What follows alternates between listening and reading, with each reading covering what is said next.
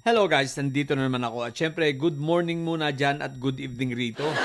Eto guys pag-usapan naman natin, no, syempre, ang mga pambubuli at ang mga anong ba tawag rito, pagbabanta, no, nitong mga didilis, kasama itong mga politikong didilis, at kung sino-sino pa, mga vloggers na didilis, sa House of Representatives, ngayon, mga ilang araw na nakakaraan, hindi lang sa House nila talaga ito pinararating, kundi mismong sa Senado. At partikular na pinaparating nila ito ay kay Tito Sen. So si Tito Sen ay parang binabantaan ng mga ito na kapag sila ay magtutuloy, pagsisisihan nila.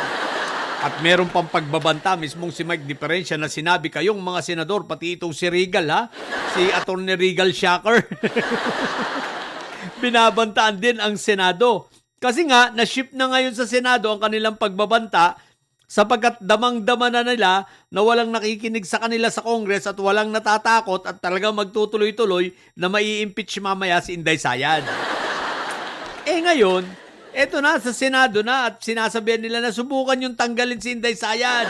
Tatandaan namin kayo. Sabi naman ni Tito Sen, anong paki ko sa inyo? Sabi ni Tito Sen, hindi na naman ako magre-re-eleksyon Last ko na ito, magre-retire na ako sa politika. Legacy na lang ang habol ni Tito Sen, which is tama naman. Ngayon, etong mga senador na pinagtatatakot, mga senador, makinig kayo. Huwag kayong magpapaniwala sa mga ito. Tandaan ninyo, mas marami ang magagalit sa inyo kaysa matutuwa. Ito kakapiranggot lang ang bilang ng INC kung talagang totoong sila ay galit, no? Sa impeachment na yan at sinusuportahan nila na wag ituloy, maraming mga kaya hindi up to now hindi sila nagbibigay ng statement dahil alam nila maraming babalikwas at maraming titiwalag sa kanila. No? Kaya itong statement na pagbabanta hindi galing sa INC, mukhang galing lang sa mga vloggers. Dahil wala namang direktang sinasabi ang INC. Dahil otherwise, sigurado ako marami ang magkikwit o tawag dito, titiwalag sa kanila. At yan ay nakita na nila nung nakaraang nagrally sila. Marami ang tumiwalag. At alam yan ng mga miyembro, alam yan ng mga diakono at kanilang mga ministro. So marami na ang tumiwalag sa kanila, baka gusto pa nilang madagdagan.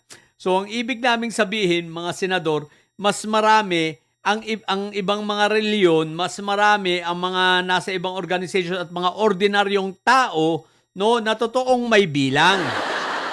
Na ang gusto matuloy ang impeachment at pag yan ay tinuloy ninyo, papalakpakan kayo ng mga taong ito, no? So tandaan ninyo lalo sa mga re-electionist. Huwag ninyong pag-iintindihin itong mga didilis na ito dahil wala naman itong bilang. Isipin ninyo 4 na buwan. Di ba? Nagpaperma sila ng tay dyan ka na lang. Ilan lang ang pumerma? 304,000. Marami pa rong ghost. Mismong nakita natin pati bata, pinapaperma nila. O di ba? So, nakakatakot ba yun? Isipin mo, 304,000. O ngayon, nakita nyo ba kung paano sila mag-rally, mga senador? Tingnan nyo mabuti Hindi lang yata 50 beses na silang nag-rally, di ba? Ang tanong ko, nakabuo ba sila ng marami? Ang pinakamarami sa kanila, 30. So magising na kayo mga senador. Ito, di ba? Itong mga ginawa nila sa Cebu, yung ginagawa nila doon sa Club Filipino, puro hakot yun.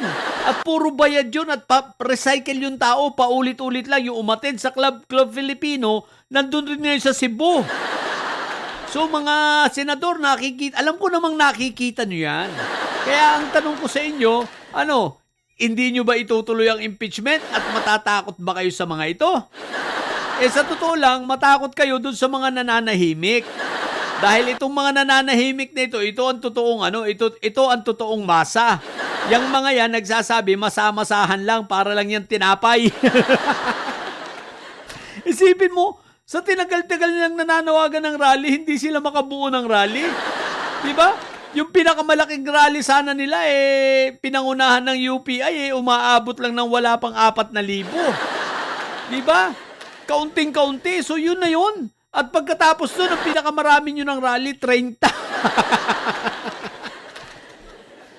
Kung saan kayo nagrarally, wala nangyayari. Kahit sa Davao City, hindi na nila mapuno yung ano ron, yung plaza ron.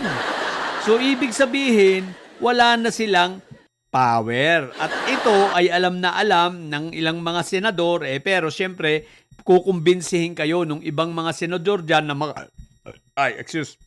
na member ng Makatai Block at May Sayad Block na wag ituloy ang impeachment. Katunayan, meron nga silang pagtatangka na naman, di ba? Para dito sa kudita ng Senado. Ang problema, wala na rin silang bilang. Dahil may mga babaliktad pa nga dyan, di ba? So, hindi sila makabuo ng 13, kaya hanggang pangarap na lang kayo. Hanggang pangarap na lang kayo, mga didilis na senador. At mga didilis na mga vloggers at mga didilis mismo. Mangarap na lang kayo na makukudita ang Senado. Kaya ngayon, full force sila. Aba, magkano ba ang inilabas? May balita, sabi ng puting kabayo, may inilabas na perang malaki. Ito sila Inday Sayad para lang dito sa sa mga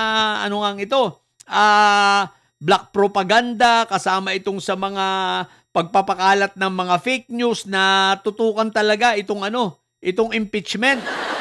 Hindi lang ko lang nakuha kung magkano yung specific, pero meron daw, basta malaki. Pero ang ibig kong sabihin, guys, di ba? Sabay-sabay lang umatake ang mga ito, narratives ito, pati yung mga malilit na vlogger, pati yung mga buraot, pati sa comment section, nagkalat. para magpanggap na sila ay marami at intimidate ang mga senador.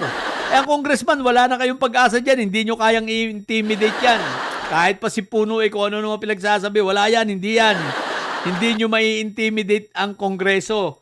Diyos ko po, Rudy, iiyak kayo ng dugo, pero tuloy-tuloy ang impeachment dyan. Pero itong Senado, may ilan-ilan siguro, hindi nyo naman kailangang intimidate kasi ang maniniwala lang sa inyo, yung Makatais Block, yung May Sayad Block. Pero majority pa rin dyan, hindi ninyo may intimidate at palagay ko yan ang tinitingnan niyan ay yung tunay na masa, which is ang tunay na masa ay hindi kayo mga didilis.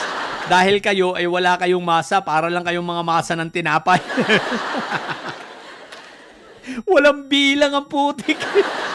Ang tagal-tagal na nagyaya ng rally. Hanggang ngayon hindi makabuo ng rally. Tapos nagpapanggap na madami. What the heck? Kaya tigil-tigilan nyo yan. Si Tito Sen, hindi nyo kaya yan. No?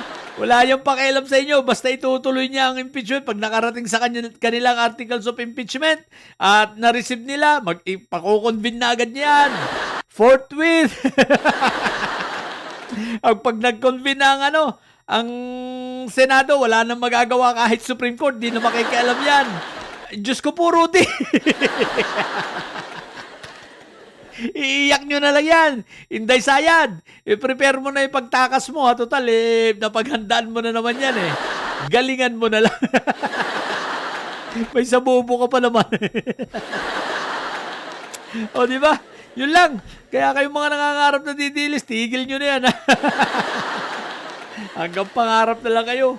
Sa mga bobo didilis at may sayad dyan na nyo, ang tatay nyo ay preso, ang bipi nyo ay bobo. Manatili kayo mga bobo at may sayad sapagkat ang may sayad ay laging high blood. Bye!